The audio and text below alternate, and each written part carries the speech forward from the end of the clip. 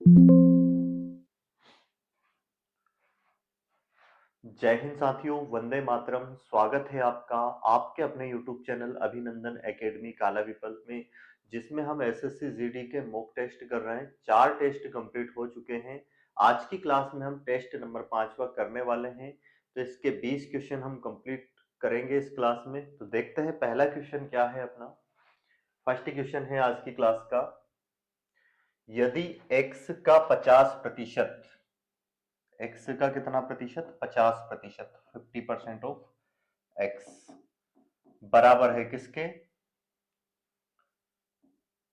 y और 20 के योग के बराबर है। जो x का 50% है ये y प्लस 20 इन दोनों के योग के बराबर है। तो हमें ये याद करना है, x माइनस 2y की वैल्यू निकालनी है। तो करते हैं इसको हम शुरू, सोल्व। देखो इसका 50% का मतलब क्या होगा, यहाँ पे प्रतिशत हटाएंगे बटे में 100 बराबर कितना, y प्लस 20। इसको हल करेंगे, 50 दूनी 100, 2 का गुना इधर जाके होगा तो x बराबर कितना हो जाएगा 2y प्लस इसका मल्टीप्लाई इसमें भी होगा और यहाँ भी होगा, ये हो जाएगा 40। ये इधर आके माइनस होगा तो x minus 2y equal to कितना हो जाएगा 40। और हमें इसकी ही वैल्यू निकालनी थी, x माइनस 2y बराबर कितना आ गया है 40। ये आंसर हो जाएगा, ऑप्शन सी इसका बिल्कुल सही आंसर होगा। अब देखते हैं हम अगला क्वेश्चन।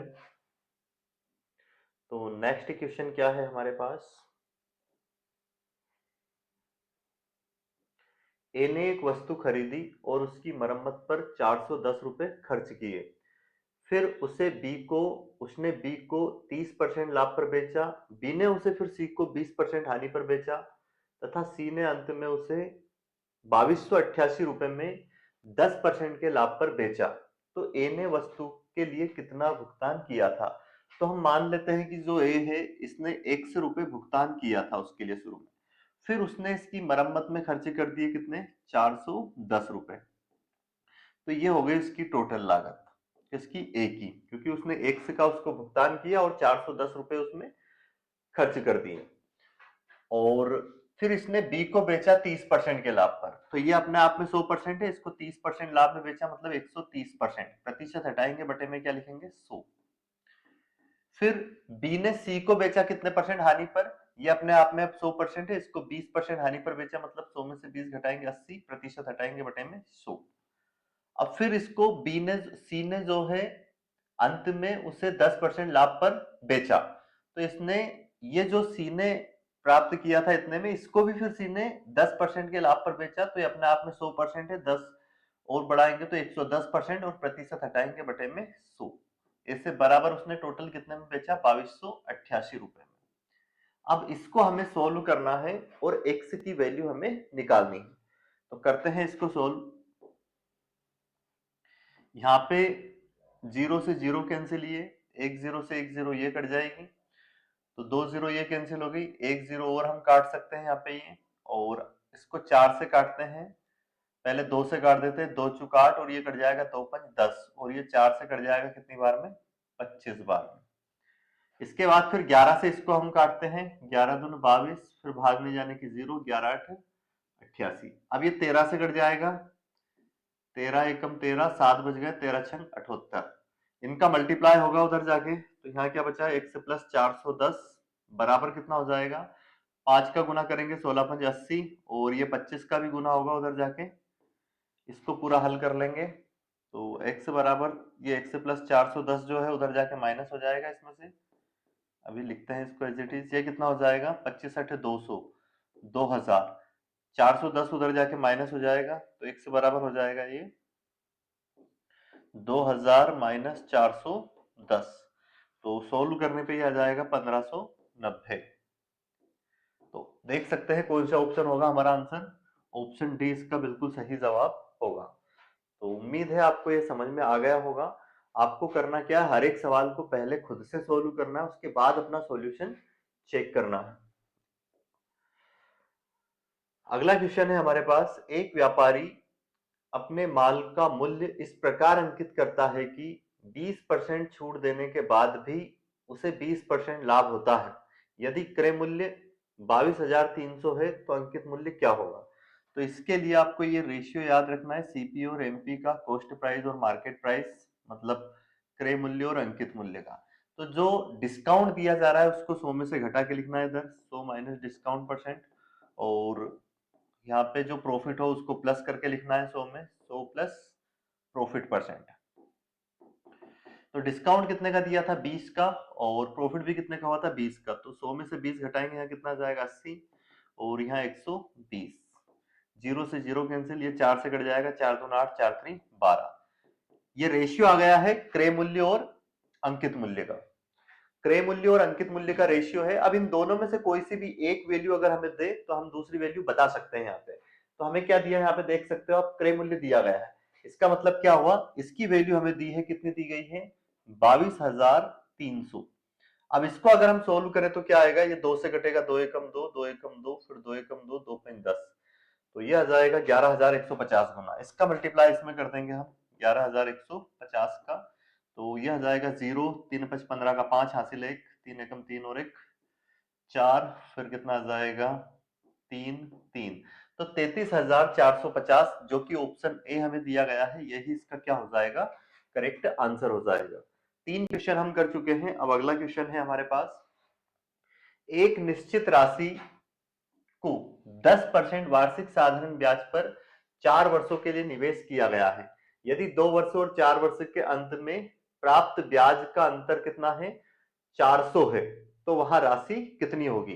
तो इसको हम डायरेक्ट करेंगे, 2 वर्ष और 4 वर्ष में अगर हम अंतर देखें तो कितने वर्ष का आ रहा है, 2 वर्ष का। तो ये 2 वर्ष का अगर हम 10% की दर से निकाले ब्याज तो कितना मिलेगा, 20%।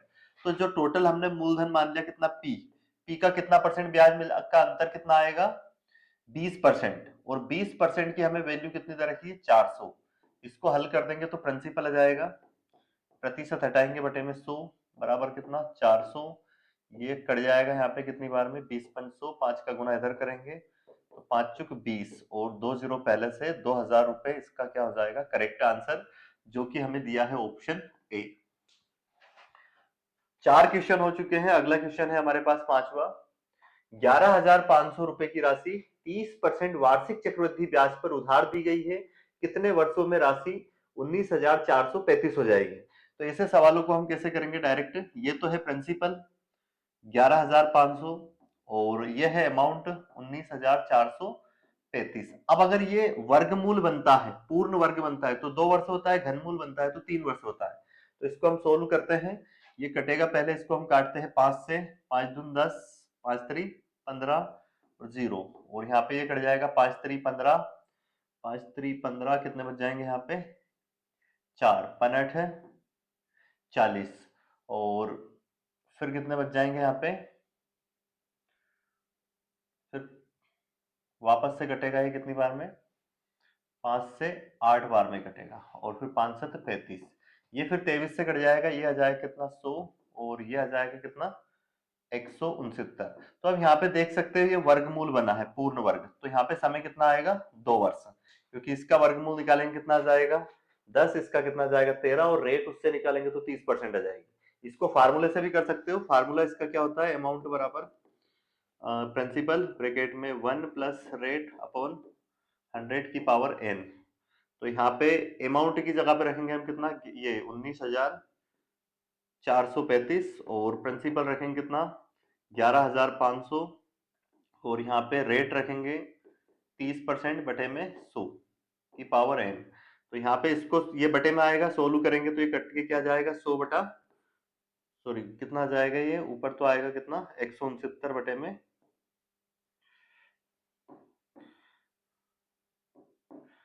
169 अपॉन में क्या जाएगा 100। इसको सोल्व करेंगे तो, और ये कितना जाएगा 10 एकम 10 3 13 की बटे में 10 की पावर n। फिर इसको हम लिख सकते हैं 13 बटे में 10 की पावर 2, और फिर कंपैरिजन करेंगे तो यहाँ पे आधार सेम हो गया, घाते बराबर आ जाएगी, तो n बराबर कितना जाएगा 2 वर्ष। तो उम्मीद है आपको ये समझ में आ गया होगा कॉन्सेप्ट कैसे करना है इस टाइप के सवालों को। तो अब देखते हैं अगला क्वेश्चन, क्वेश्चन नंबर हमारे पास कौन सा रहेगा, ये कितने क्वेश्चन हो गए, 5, 5 के बाद ये क्वेश्चन रहेगा छठा, क्वेश्चन नंबर 6। तो इस टाइप के सवाल को कैसे करते हैं डायरेक्ट, जब भी बीच में प्लस हो, है ना, और ये इन्फिनाइट तक जा रहा है, तो इसमें इसकी वैल्यू क्या आएगी, इसको हल करने में इसके ऐसे दो फैक्टर करने हैं जिनका अंतर क्या हो एक, और गुना करने पे वही संख्या आनी चाहिए। तो यहाँ पे हम अगर 10 और 9 का गुना करते हैं तो 90 आएगा, और इनका अंतर कितना आ रहा है 1। तो जब भी यहाँ पे प्लस चले तो ये बड़ा वाला फैक्टर आंसर होता है, और जब भी यहाँ पे माइनस रहता है तो यहाँ पे छोटा वाला फैक्टर आंसर रहता है। तो 10 देख लीजिए कौन सा ऑप्शन है, ऑप्शन डी इसका बिल्कुल सही आंसर हो जाएगा। अगला क्वेश्चन है हमारे पास, कुछ धनराशि एक्स वाई और जेड में बांटी गई है। एक्स को वाई से 25% अधिक, जो एक्स है इसको वाई से, वाई को अगर 100 रुपए मिल रहा है तो इसको इससे 25% अधिक, मतलब 125। इन दोनों का रेशियो निकाले तो कितना हो जाएगा, 25 पंज 125, 25 चौक 100, 5:4।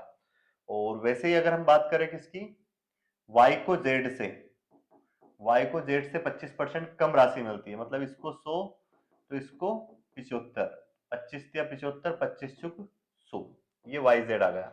अब हमारे पास x अनुपात y कितना आ गया है 5:4, और y अनुपात z कितना आ गया है 3:4। हमें निकालना है x y z।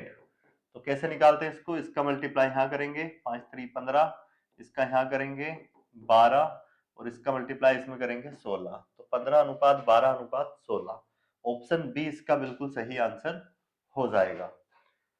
अगला क्वेश्चन देखते हैं, 7 क्वेश्चन हो चुके हैं, क्वेश्चन नंबर 8वां है हमारे पास। एलिश, बॉब और चार्ली एक कंपनी में साझेदार है। एक वर्ष में एलिस को लाभ का, देखो एलिस को कितना मिला है, लाभ का 1/3, और बॉब को कितना मिला है 1/4, और शेष किसको मिला है, चार्ली को। तो यहाँ पे हम क्या करते हैं, टोटल कितना ले लेते हैं, टोटल मान लेते हैं इनका एलसीएम लेते हैं, 3 और 4 का एलसीएम कितना जाएगा 12। मान लिया टोटल लाभ 12 है, तो 12 का 1/3 किसको मिला है, ए को, ए मतलब एलिस। तो इसका 1/3 निकालेंगे कितना आएगा, 3 से डिवाइड करेंगे 4। वैसे बी को कितना मिलेगा, इसका 1/3 निकालेंगे, 1/4 निकालेंगे तो कितना आएगा 3। अब देखो 4 3 कितने हो गए 7, टोटल 12 है, तो इसको कितना मिलेगा सी को, 12 में से 7 घटा देंगे कितना 5, और 5 की वैल्यू हमें कितनी दे रखी है, क्या दिया है, शेष चार्ली को कितना मिला, शेष चार्ली को मिला जो कि कितना है 5000, मतलब 5 यूनिट की वैल्यू कितनी दी गई है 5000। कितना गुना है ये 1000 गुना। हमसे पूछा है एलिस को कितना लाभ मिलेगा, तो इसमें गुना करेंगे हम कितने का 1000 का, तो ये आ जाएगा 4000। तो एलिस को मिलने वाला जो लाभ है वो कितना होगा 4000, ऑप्शन सी इसका बिल्कुल सही आंसर हो जाएगा। 8 प्रश्न हो चुके हैं, प्रश्न क्रमांक 9 आपके सामने है, इसको सोल्व पहले आपको करना है, उसके बाद आपका आंसर चेक करना है। तो करिए इसको सोल्व जल्दी से।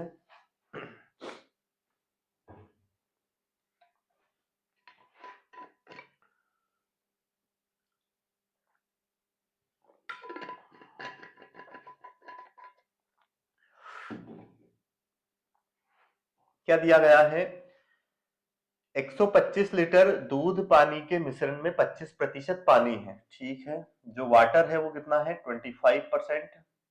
अगर 25% वाटर है तो मिल्क कितना होगा 75%, परसेंट तो हट जाएगा, ये रेशियो बनेगा यहाँ पे 25 से कम 25, 25 या 75। आगे क्या बोला है, मिश्रण में पानी 30% करना है, तो ये जो 25% था इसको कितना करना है 30%।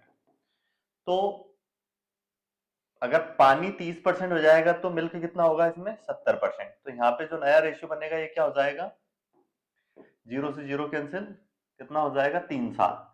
अब देखो इसमें मिलाया क्या गया है, पानी। बोला गया है नए मिश्रण में 30% पानी, ये 30% पानी 30% करने के लिए और कितना पानी मिलाना चाहिए, इसमें मिलाया है पानी। मिल्क तो जो पहले था वही रहना चाहिए, तो मिल्क की मात्रा को हमें करना पड़ेगा एक जैसा, जैसे यहाँ 7 है तो यहाँ भी 7 होना चाहिए, यहाँ 3 है तो यहाँ 3। तो इसको सेम कैसे करते हैं, 7 का गुना ऊपर करेंगे और नीचे करेंगे कितने का 3 का। रेशियो बैलेंस करने के लिए अगर यहाँ पे 7 का गुना किया तो यहाँ भी 7 का करना पड़ेगा, और यहाँ पे 3 का किया तो यहाँ भी कितने का होगा 3 का। तो जो नया रेशियो बन जाएगा हमारे पास इसका ये क्या हो जाएगा, ये हो जाएगा 7 यूनिट और ये 21 यूनिट, ये हो जाएगा 9 यूनिट और ये कितना हो जाएगा 21। तो आप देख सकते हो मिलके पहले भी 21 था, बाद में भी कितना आ गया 21। वाटर पहले 7 था, अब कितना होगा 9, तो कितना यूनिट मिला गया है इसमें 2। परंतु यहाँ पे जो टोटल मात्रा देखे 21 और 7 कितना आ रहा है 28, ये टोटल मात्रा कितनी आ रही है इसकी 28 यूनिट। परंतु ये दी कितनी गई है 28, तो इसका यूनिट में आ रहा है डायरेक्ट रेशियो को प्लस करने पे, ये दी है हमें कितनी 125। तो चेक करेंगे कितना गुना है इसका 125 बटे में 28 गुना। अब हमें बताना था कि ये कितना पानी इसमें मिलाया गया इसकी मात्रा, तो 125 बटे में 28 का गुना करेंगे हम किसमें 2 में, तो ये आ जाएगा 125 बटे में 28, 2 से कटेगा ये 14 बार में, 14 से इसको काटेंगे हम, 14 7 98, 14 8 112, तो यहाँ पे बच जाएंगे कितने 13। अब ये इससे कटेगा नहीं 14 से, तो यहाँ तो लगाएंगे पॉइंट और यहाँ 0, और 14 से कटेगा फिर ये 14 नमक 126, तो 8.9 देख लीजिए कौन सा ऑप्शन है, तो 8.92 लीटर, ये आ जाएगा ऑप्शन ए सवाल का बिल्कुल सही आंसर रहेगा। 9 प्रश्न हो चुके हैं। प्रश्न क्रमांक 10वां है, अमर 6 दिन में एक काम कर सकता है। जो अमर है वो कितने दिन में काम कर सकता है 6 दिन में, और वह प्रेम के साथ, मतलब अमर किसके साथ प्रेम के साथ काम करें तो काम 2 दिन में खत्म हो सकता है। तो टोटल वर्क कितना आ जाएगा यहाँ पे, इनका एलसीएम लेंगे तो 6। एक का एक दिन का काम कितना होगा 1, 6 से भाग देंगे इसको, और दोनों का मिलके एक दिन का काम कितना होगा 3। अब हमसे पूछा क्या है, प्रेम अकेले कितने दिन में काम करेगा। तो प्रेम अकेले पूरा काम कितने दिन में करेगा, प्रेम की इफिशियंसी कैसे निकालेंगे, देखो अमन और प्रेम की दोनों की मिला के एक दिन की इफिशियंसी 3 है, और हमें पता है अमन की एक दिन की इफिशियंसी कितनी 1, यहाँ पे रखेंगे तो 3, ये उधर जाके माइनस होगा, तो पी की एक दिन की इफिशियंसी कितनी आ जाएगी 2। जो पी है वो एक दिन में कितना काम करेगा 2 काम करेगा, तो इसे टोटल 6 काम करने में कितना समय लगेगा, इसको पी को अकेले को 2 से डिवाइड करेंगे, 2 तिया 6, तो इसको लगेंगे 3 दिन, जो कि ऑप्शन डी हमें दिया गया है। ऑप्शन डी इसका बिल्कुल सही आंसर रहने वाला है। क्वेश्चन नंबर 11वां देखिए आप, बढ़िया क्वेश्चन है ये, बहुत अच्छा क्वेश्चन है। पाइप एक्स और वाई क्रमशः 30 घंटे और 45 घंटे में टंकी भर सकते हैं। यदि एक्स और वाई को जेड के साथ बारी बारी से एक एक घंटे के लिए खोला जाए तो टंकी 15 घंटे में 70% भर जाती है। यदि जेड की क्षमता 50% बढ़ा दी जाए तो जेड अकेले टंकी को पूरी भरने में कितना समय लेगा। देखते हैं इस क्वेश्चन को हम कैसे करेंगे। देखो एक्स जो है वो अकेला अगर टंकी भरे तो कितने घंटे में भर सकता है 30 घंटे में, और वाई अकेले कितने घंटे में भर सकता है 45। एलसीएम कितना आ जाएगा इनका 90, ये क्या जाएगी टंकी की टोटल धारिता, इतने लीटर इसमें पानी आएगा, ये हम मान लेते हैं। तो एक्स जो है एक 30 घंटे में 90 यूनिट पानी भरता है, तो एक घंटे में कितना यूनिट भरेगा, ये आएगा 3 यूनिट इसका इफिशियंसी। और जो पाइप वाई है वो एक घंटे में कितना, मतलब 45 घंटे में टोटल 90 यूनिट भरता है, तो एक घंटे में कितना यूनिट भरेगा ये 2 यूनिट। इतना आपको समझ में आ गया होगा। अब क्या बोला गया है, यदि एक्स और वाई को जेड के साथ बारी बारी से खोला जाए, एक्स और वाई के साथ जेड को बारी बारी से खोला जाए तो 15 घंटे में टंकी 70% भर जाएगी। कितने घंटे में, 15 घंटे में टंकी कितनी भरेगी 70%। तो 90 जो है टोटल, इसका 70% निकालेंगे, प्रतिशत हटाएंगे बटे में 100, 2 जीरो से ये कैंसिल, मतलब 63 यूनिट पानी आएगा टंकी में कितने घंटे में 15 घंटे। और ऐसा हो कब रहा है कि जब पहले घंटे में कौन आएगा एक्स आएगा, और एक्स के साथ कौन आएगा जेड आएगा। फिर ये पहले घंटे की बात होगी, ठीक है, फर्स्ट आवर में। फिर सेकंड आवर जो होगा उसमें y आएगा और y के साथ z आएगा। तो इस तरह से शुरू करेंगे। शुरू कौन करेगा, x, और मतलब पहले x के साथ z आएगा, फिर y के साथ z आएगा, तो ऐसे टोटल कितने घंटे तक प्रोसेस चलने वाली है, ये 15 घंटे तक। तो यहाँ पे अगर हम देखें तो ये जो 15 घंटे हैं, 15 घंटे को अगर हम बांटे इस तरह से क्रम में, तो जो शुरू करेगा उसको वो 8 घंटे तक, मतलब जो एक्स है वो 8 घंटे तक चलेगा, मतलब टोटल एक बार पहली बार में x आया साथ में, x के साथ z आया, और दूसरी बार में फिर y के साथ z आया। तो ऐसे करके जो x है जो शुरू करेगा वो कितने घंटे तक चलेगा, 8। और ये जो दूसरा वाला है ये कितने घंटे तक चलेगा, y 7 घंटे तक, क्योंकि 8 7 कितना हो जाएगा, 15। और z जो है वो तो टोटल 15 घंटे तक ही चलेगा। क्यों? क्योंकि इस घंटे में भी z है यहाँ पे, और यहाँ पे जो अगले घंटा है उसमें भी क्या आएगा, z। तो इस तरह से देखो 8 घंटे तक कौन सा चला है, पाइप x।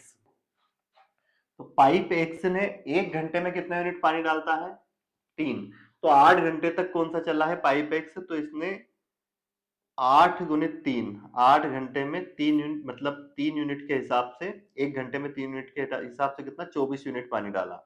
प्लस बी, ये जो वाई है ना, वाई नल, ये कितने घंटे चला, 7।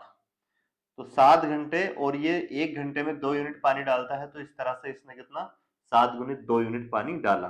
और जो जेड है, जेड इनके साथ टोटल कितने घंटे चला है, 15 घंटे। हमें जेड की इफिशियंसी नहीं पता है, तो उसको हम क्या लिख देंगे यहाँ पे, जेड। ऐसे बराबर टोटल कितना यूनिट पानी डाल दिया इनने 15 घंटे में, 63 यूनिट। अब इसको सोल्व करके हम जेड की इफिशियंसी निकाल पाएंगे। ये हो जाएगा 24 प्लस ये हो जाएगा 14 और ये 15 जेड बराबर 63। इनको जोड़ेंगे कितना आएगा, 38 प्लस 15 जेड और बराबर कितना आ जाएगा, 63। अब इसको और अगर हम सोल्व करें तो यहाँ से 38 उधर जाके माइनस होगा, तो 15 जेड बराबर 63 में से 38 घटाएंगे कितना आएगा, 25। और इसको सोल्व करते हैं तो ये आ जाएगा जेड बराबर 25/15, 5 चाम 25, 5 3 15। तो जेड की जो एफिशिएंसी आ गई कितनी आ गई, 5/3। उम्मीद है समझ में आया होगा ये। अब देखो जेड की इफिशियंसी, जो जेड की क्षमता है उसको कितना बढ़ाना है, 50%।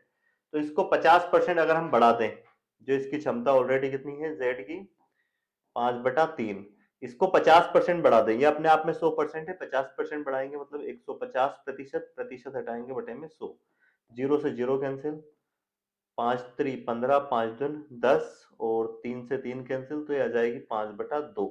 तो इसकी जेड की इफिशियंसी 50% बढ़ाने के बाद कितनी आई है, 5/2।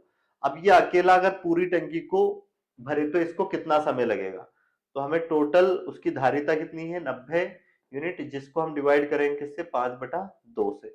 इसको सोल्व करते हैं, ये कट जाएगा इससे, 5 एकम 5, कितने बच गए यहाँ पे, 4 5 40, और 2 का गुना ऊपर जाके हो जाएगा 36, 18 दूनी 36 घंटे। तो याद रखना है, जेड अकेला उस टंकी को, पूरी टंकी को अगर उसकी क्षमता 50% बढ़ा दी जाए तो वो 36 घंटे में भर पाएगा।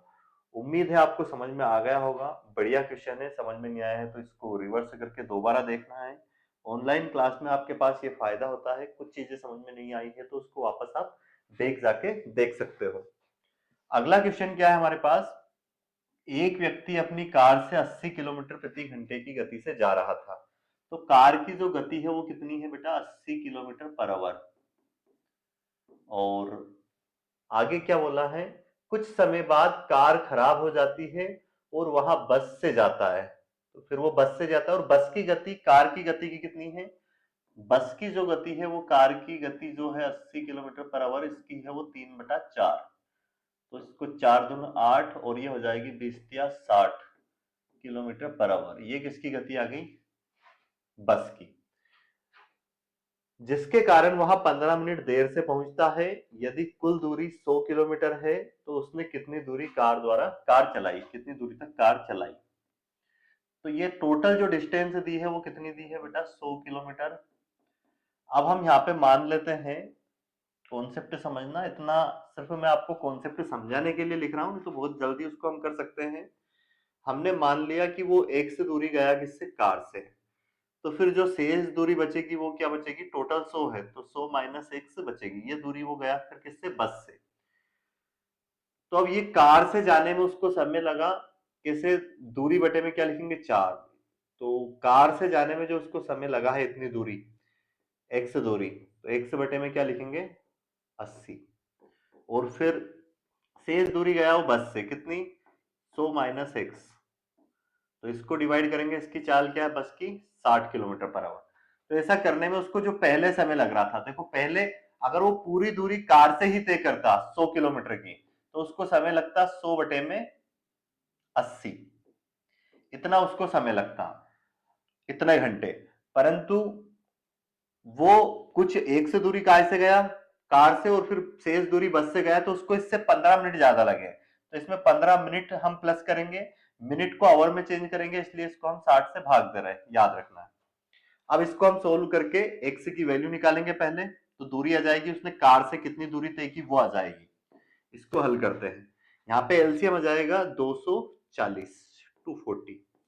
ये इससे कटेगा कितनी बार में, 3 बार में, तो ये हो जाएगा 3x प्लस ये इससे कटेगा 0 4 बार में, 4 का गुणा इसमें करेंगे तो ये 400 माइनस 4x बराबर, इसको सोल्व करेंगे, 0 से 0 कैंसिल, ये हो जाएगा 2 चुक 2 5 10, 2 चुक 8। इनका एलसीएम अगर हम लें, या फिर इसको भी काट सकते हो, 15 एकम 15, 15 चुक 60, एलसीएम कितना आ जाएगा 4, और ऊपर 5 और 1 6 हो जाएगा। इसको सोल्व करते हैं, ये कट जाएगा कितना, 2 तिया 6, 2 दूनी 4, और 2 से फिर ये कट जाएगा 120 बार में। तो ये कितना हो जाएगा, यहाँ पे हम देखें तो 3x में से 4x जाएगा तो माइनस का x, और प्लस का 400 है, ये बराबर 12 तिया 36, इधर हो जाएगा 360, 410 उधर जाके क्या हो जाएगा माइनस, तो माइनस का x बराबर 360 माइनस 400, तो 400 इसमें से घटाते हैं, कितना बच जाएगा, ये माइनस का x बराबर माइनस का 40, ये कैंसिल, तो x बराबर कितना आ गया 40 किलोमीटर। मतलब जो इसने कार से जो दूरी तय की है वो कितनी दूरी तय की है, 40 किलोमीटर। हमसे पूछा क्या है, उसने कितनी देर तक कार चलाई, तो समय निकालना है, तो समय बराबर क्या होता है, दूरी बटा चाल। तो 40 किलोमीटर दूरी उसने तय की कार से, किस चाल क्या उसकी, 80 किलोमीटर पर आवर, दूरी को हम भाग दे देंगे उसके चाल से, तो ये आ जाएगा आवर। तो कितना आवर, 2 दून ये 4 दून 8, मतलब 1/2 आवर। इस मिनट में ऑप्शन दिया है, तो इसको मिनट में चेंज करने के लिए 60 से गुना करेंगे, तो ये हो जाएगा 2 तिया 6, मतलब 30 मिनट, 30 मिनट तक वो चला, किससे, कार से। ऑप्शन ए इसका बिल्कुल सही आंसर होगा। अगला क्वेश्चन करते हैं अब हम। नेक्स्ट क्वेश्चन क्या है हमारे पास, दो स्टेशन एक्स और वाई है तथा दो ट्रेन ए और बी है, ठीक है। एक्स और वाई के बीच की दूरी कितनी है, दो स्टेशन हमें दी है एक्स और वाई, इनके बीच की दूरी दी है 180 किलोमीटर। आगे क्या दिया है, ट्रेन ए की लंबाई, जो ट्रेन है ए है उसकी लंबाई कितनी है 210 मीटर है, ठीक है, और वहां 5 घंटे में एक्स से वाई तक पहुंचती है। तो हम एक ही चाल निकाल देंगे। एक ही चाल कैसे निकालेंगे, ट्रेन ए की चाल, वो जो एक्स से वाई तक 180 किलोमीटर की दूरी है, इसको कितने घंटे में चलती है, 5 घंटे में। तो 5 से डिवाइड करेंगे इसको, 5 3 15, 5 6 30, उसकी चाल आ गई 36 किलोमीटर पर आवर। इसको हम चाहे तो मीटर पर सेकंड में चेंज कर सकते हैं, इसमें गुना करेंगे 5/18 का, तो 18 दून 36, और कितना हो जाएगा ये 5 दून 10, 10 मीटर पर सेकंड उसकी चाल आ गई ट्रेन। आगे क्या बोला है फिर इसमें, स्टेशन बी पर खड़ी, station B, sorry B station Y पर खड़ी है और ट्रेन ए उसे 40 सेकंड में पार करती है। तो अब यहाँ पे एक ट्रेन स्टेशन वाई पर खड़ी है, जिसकी लंबाई हमें नहीं पता है, तो हम उसकी लंबाई मान लेते हैं कुछ भी, इसकी लंबाई हमने मान ली p, और ये जो ट्रेन इसको जो पार करके जाती है उसकी लंबाई दी गई है, कितनी है वो 210 मीटर लंबी ट्रेन है, और इसकी चाल हमारे पास आई गई है, कितनी निकाल दी हमने 10 मीटर पर सेकंड। और ये वाली जो रेलगाड़ी है इसको कितने सेकंड में पार कर जाती है, इस स्थिर ट्रेन को ये पार करती है कितने सेकंड में, 40 सेकंड में। तो हमें इस ट्रेन की लंबाई ज्ञात करनी है जो यहाँ पे खड़ी है। तो क्या करते हैं ऐसे में, देखो दोनों ट्रेन की लंबाई क्या होगी, प्लस होगी 210 प्लस p बटे में इसकी चाल से भाग देंगे 10 मीटर पर सेकंड, और बराबर में क्या आ जाएगा, समय, समय जो कि दिया है कितने समय में पार कर रही है इसको, 40 सेकंड में। अब इसका गुना इधर जाके होगा, तो ये हो जाएगा 210 प्लस p बराबर आ जाएगा 400। अब 400 ये भी मीटर में है, और ये दूरी का में आई है यहाँ पे मीटर, ये 210 उधर जाके माइनस हो जाएगा इसमें से, तो P बराबर कितना आ जाएगा 400 माइनस 210, तो ये हो जाएगा 190 मीटर। तो याद रखना है उस ट्रेन की लंबाई कितनी आ जाएगी जो एक और ट्रेन स्टेशन वाई पर खड़ी है, ट्रेन बी, जिसकी हमने लंबाई P मान ली है, उसकी लंबाई कितनी आ गई 190 मीटर। उम्मीद है आपको ये सवाल भी समझ में आ गया होगा। अब करते हैं हम अगला क्वेश्चन, जो कि क्वेश्चन नंबर कौन सा रहेगा 14वां। क्या दिया है 662 बटे में 900 माइनस 562 बटे में 900 प्लस 462 बटे में 900। इसको हल करना है। एलसीएम तो कितना जाएगा 900, और ऊपर इनको अगर सोल्व करें तो देखो यहाँ पे कितना 662 में से 562 घटाएंगे 100 बचेगा, 100 इसमें प्लस करेंगे तो कितना जाएगा 562। इसको अगर हम सोल्व करें तो इसको 9 से काटते हैं, 9 एकम 9, और ये कटेगा 9 से, 9 छक 54, फिर कितने बच गए यहाँ पे 2, तो 9 छक 54, 9 दून 18, फिर पॉइंट में जाएगा तो पॉइंट में वैल्यू और आती जाएगी, और फिर बटे में 100 है तो दो संख्या के और इधर पॉइंट खसकेगा तो यहाँ पॉइंट आएगा। तो एक ही ऑप्शन दिख रहा है जो 0.62 से स्टार्ट हो रहा है 62 से, ऑप्शन सी इसका क्या हो जाएगा करेक्ट आंसर हो जाएगा। आप पूरा डिवाइड करके देख सकते हो। 15वां क्वेश्चन क्या हमारे पास, दो संख्याओं का अंतर 4002 है, जब बड़ी संख्या को छोटी संख्या से विभाजित किया जाता है तो भागफल 34 और शेष 9 आता है, बड़ी संख्या ज्ञात करनी है। तो हम क्या करते हैं, यहाँ पे बड़ी संख्या हम मान लेते हैं a बड़ी है और b छोटी है, दो संख्या उसमें a हमने बड़ी मान ली है, तो इनका अंतर हमें दिया है a माइनस b बराबर कितना दिया 4002।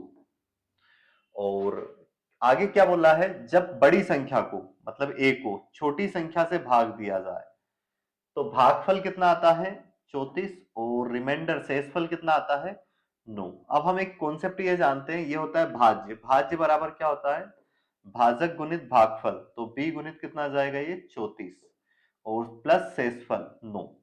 तो यहां से अब इसको हम सोल्व करें तो एक इक्वेशन तो ये हमारे पास थी ऑलरेडी, और ये इक्वेशन क्या बन जाएगी a माइनस का 34 b और बराबर कितना 9, ये इक्वेशन सेकंड बन गई।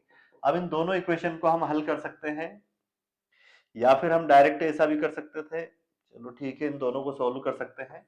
a माइनस बी बराबर कितना 4002 और a माइनस 34b बराबर आ जाएगा कितना 9। हमें इसमें से समीकरण एक में से समीकरण दो को घटा देंगे तो चिन्ह बदलेंगे, माइनस हो जाएगा, ये प्लस माइनस है तो ये प्लस हो जाएगा, ये माइनस होगा, ये कैंसिल हो जाएगा, ये हो जाएगा यहाँ पे प्लस के 34b में से b घटाएंगे बचेगा 33b, और यहाँ पे बचेंगे 9, इसमें से गए कितने 12 में से 9 गए कितने बचेंगे 3, और यहाँ पे बचेंगे 9, 9 एक इधर दे दिया था कितना बचेगा 3, ये कट जाएगा 11 से, 11 तिया 33, 11 तिया 33 कितने बच जाएंगे यहाँ पे 6, तो 11 छंग 66, फिर 11 तिया 33, फिर ये 3 से कट जाएगा, 3 एकम 3, 3 दून 6, 3 एकम 3, तो b बराबर आ गया 121। ये छोटी संख्या आ गई, हमसे पूछिए बड़ी संख्या, तो यहाँ पे b की वैल्यू रखेंगे कितनी 121 और बराबर में कितना है 4002, ये उधर जाके क्या होगा प्लस, तो 4002 प्लस 121 इनको जोड़ेंगे तो कितना आ जाएगा 2, और ये एक कितना हो जाएगा 3 और 2 फिर 1 4, तो 4123 इसका करेक्ट आंसर होगा, क्योंकि हमें कौन सा ऑप्शन दिया है ऑप्शन डी।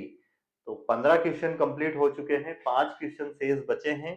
क्लास को अंत तक जरूर देखना है आपको, और लाइक जरूर करना है। अगर क्लास पसंद आ रही है तो चैनल को सब्सक्राइब कर लेना है, ताकि हर एक वीडियो के आपके पास नोटिफिकेशन आ जाए।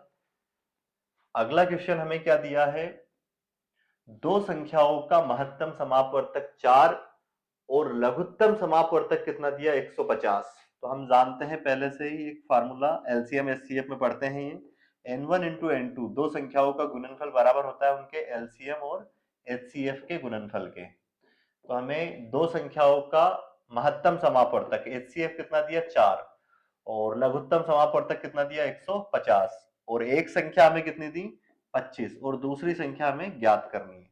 इसको सोल्व करेंगे 25 छक 150, तो n2 बराबर कितना हो जाएगा, ये 6 छक 24, जो कि कौन सा ऑप्शन दिया है, ऑप्शन डी सवाल का करेक्ट आंसर हो जाएगा।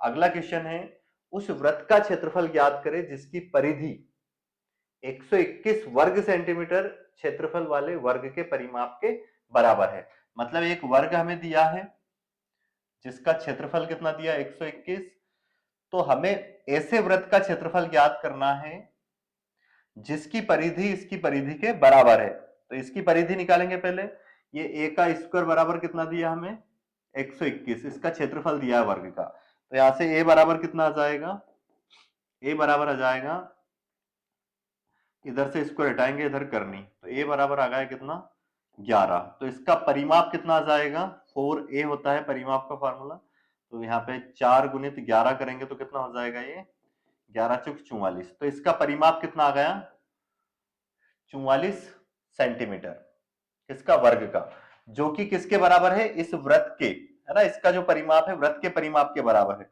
वृत्त के परिमाप मतलब वृत्त की परिधि 2 पाई r बराबर, है ना, इस क्या रखेंगे हम 44 सेंटीमीटर, तो यहां से r बराबर क्या आ जाएगा, 2 पाई की जगह पे रखेंगे 22/7 इंटू में r बराबर कितना 44, तो ये 22 दूनी 44, 44 से 44 कैंसिल, 7 इधर गुने में जाएगा, तो यहां से r बराबर कितना आ गया 7 सेंटीमीटर। तो इस वृत्त की जो त्रिज्या है कितनी आ गई 7 सेंटीमीटर, और हमें ज्ञात करना है इसका क्षेत्रफल। वृत्त का क्षेत्रफल होता है पाई r स्क्वायर, पाई की जगह पे क्या रखेंगे 22/7, r की जगह पे क्या रखेंगे 7 गुणित 7, है ना, यहाँ 7 रखेंगे, स्क्वायर है इसलिए 7 गुणित 7, एक 7 से एक 7 कैंसिल, 22 शत 154 सेंटीमीटर स्क्वायर। तो जो वृत्त है उसका क्षेत्रफल कितना हो जाएगा 154 वर्ग सेंटीमीटर, 154 वर्ग सेंटीमीटर इसका करेक्ट आंसर हो जाएगा। क्वेश्चन नंबर 18वां क्या है हमारे पास, एक शंकु के आधार की त्रिज्या 7 सेंटीमीटर है। मतलब एक शंकु है कोन जिसका जो बेस है आधार है उसकी त्रिज्या कितनी है 7 सेंटीमीटर, और इसकी जो ऊंचाई है वो कितनी तरह की हमें 30 सेंटीमीटर। तो हमें ज्ञात करना है इसका आयतन। शंकु के आयतन का फार्मूला होता है 1/3 pi R square H, 1/3 as it is, pi की जगह पे रखेंगे 22/7, आर की जगह पे रखेंगे हम 7 गुणित 7, स्क्वायर है इसलिए क्योंकि यहाँ पे 7 रखेंगे, स्क्वायर है तो 7 गुणित 7, एच की जगह पे रखेंगे 30, एक 7 से एक 7 कैंसिल, 3 से कट जाएगा 10 बार में, और 22 शत कितना हो जाएगा 154, और 10 का गुना करेंगे तो 1540 सेंटीमीटर क्यूब इसका क्या जाएगा आयतन। तो ऑप्शन बी इस सवाल का क्या होगा, बिल्कुल सही आंसर रहेगा। अब क्वेश्चन है हमारे पास क्वेश्चन नंबर 19वां, क्या दिया है, ए किसी काम को कितने दिन में कर सकता है 82 दिन में, और बी उसी कार्य को कर सकता है 123 दिन में, और सी उसी कार्य को कर सकता है कितने दिन में, ये कर सकता है 164 दिन में। इनका एलसीएम अगर हम निकाले तो ये आएगा कितना, ये आ जाएगा इनका एलसीएम 492, जो कि टोटल वर्क मानेंगे हम, और 82 से कटेगा कितनी बार में 6, और 123 से कट जाएगा कितनी बार में 4, और 164 से कटेगा 3 बार में। तो ये इनकी कार्य क्षमता का अनुपात आ गया। ए का एक दिन का काम आ गया कितना 6, और बी का एक दिन का काम 4, सी का एक दिन का काम कितना आ गया 3। आगे क्या बोला है, पहले दिन ये अकेला काम करता है, ठीक है, फर्स्ट दिन जो है पहला दिन, उस दिन ए अकेला काम करता है, ए एक दिन में 6 काम करता है, और दूसरे दिन बी और सी काम 7 काम करते हैं, ठीक है, जो दूसरा दिन है उसमें बी प्लस सी, अगला दिन जो है उसमें बी और सी काम करेंगे, तो बी और सी एक दिन में करेंगे 7 काम। फिर उसके बाद नेक्स्ट दिन है उसमें ए और सी एक साथ काम करते हैं, ए प्लस सी कितना काम करेंगे उसमें, ये 6 3 9। तो इस तरह से इधर दिन कितने कंप्लीट हो गए 3, और इधर काम कितना कंप्लीट हुआ 7 6 13, 13 और 9 आ जाएगा कितना 13 और 9 22। तो हमें पहुंचना है 492 के नजदीक। तो इसमें अगर 22 में 22 का गुना कर दें तो ये आ जाएगा कितना 484, और इधर 22 में 22 का गुना करें तो 22 या 66, क्योंकि यही रिपीट ऐसे ही चलेगा, फिर अगले दिन ए काम करेगा, फिर बी प्लस सी काम करेंगे, फिर ए प्लस सी। तो ऐसे टोटल कितने दिन, 66 दिन हो गए, और काम कितना हो जाएगा इधर 484। तो अब देखो टोटल काम है कितना 492। अब नंबर वापस किसका आना है, 66 दिन कंप्लीट ये हो गए हैं, फिर अगला जो एक दिन है उसमें नंबर आना है किसका, ए का। तो ए कितना काम करेगा, काम इधर कितना हो गया था 66 दिन में, ये हो गया था 484। ए काम करेगा कितना, 6 का। तो ऐसे दिन कितने हो गए, ये 67 दिन, काम कितना हो गया 490। तो 67 दिन में कितना काम हो गया, ये हो गया काम 400, इनको जोड़ेंगे तो 90। अब काम बचा है दो, नंबर किसका आएगा, बी प्लस सी का, और बी प्लस सी एक दिन में कितना काम कर सकते हैं, 7 काम। तो जो काम बचा है, शेष काम बचा है 2, इसके बाद वो तो ऊपर रखाएगा, और बटे में वो दोनों मिलकर काम कर सकते हैं कितना, 7। तो आंसर क्या आएगा, 67 सही 2/7 दिन, ये इसका करेक्ट आंसर हो जाएगा। ऑप्शन नंबर बी इस सवाल का बिल्कुल सही जवाब होगा। अगला क्वेश्चन हम करते हैं अब, जो कि क्वेश्चन नंबर कौन सा है, लास्ट क्वेश्चन है आज की क्लास का, 20वां। वह न्यूनतम संख्या ज्ञात कीजिए जिसे 22 क्या है, 2,26,627 में से घटाने पर प्राप्त संख्या 16 से विभाजित हो जाए। तो देखो अगर यहां से हम 2 घटाते हैं तो लास्ट में 25 आएगा, जो कि 16 से कटेगा नहीं, क्योंकि 16 सम संख्या है। और अगर इसमें से हम 4 घटाते हैं तो यहाँ पे 3 बचेगा, तो भी ये 16 से नहीं कटना है। 1 घटाएंगे तो यहाँ पे 6 बचेगा, तो उसको काट के देखते हैं। 16 का रूल्स क्या है, लास्ट की अगर 4 संख्या 16 से कटती है तो फिर वो भी कटेगा। तो 16 से लास्ट की 4 संख्या को काटते हैं, 16 चौके 64, कितने बच गए यहाँ पे, 2। 16 एकम 16, 6 बचेंगे।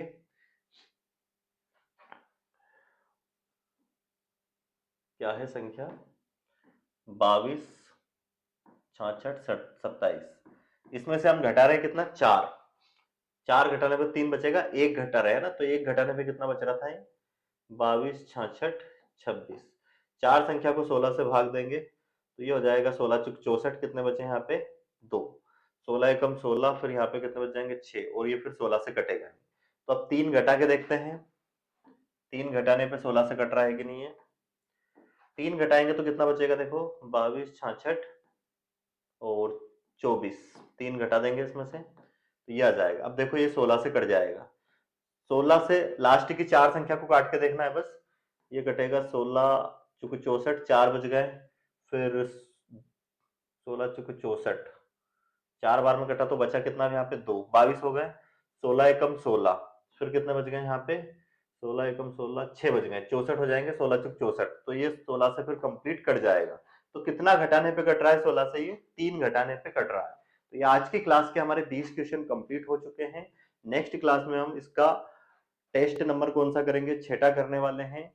और क्लास, इस चैनल को सब्सक्राइब जरूर कर लेना है आपको, ताकि हर एक वीडियो के नोटिफिकेशन आपको मिल सके। वीडियो को अंत तक देखने के लिए धन्यवाद।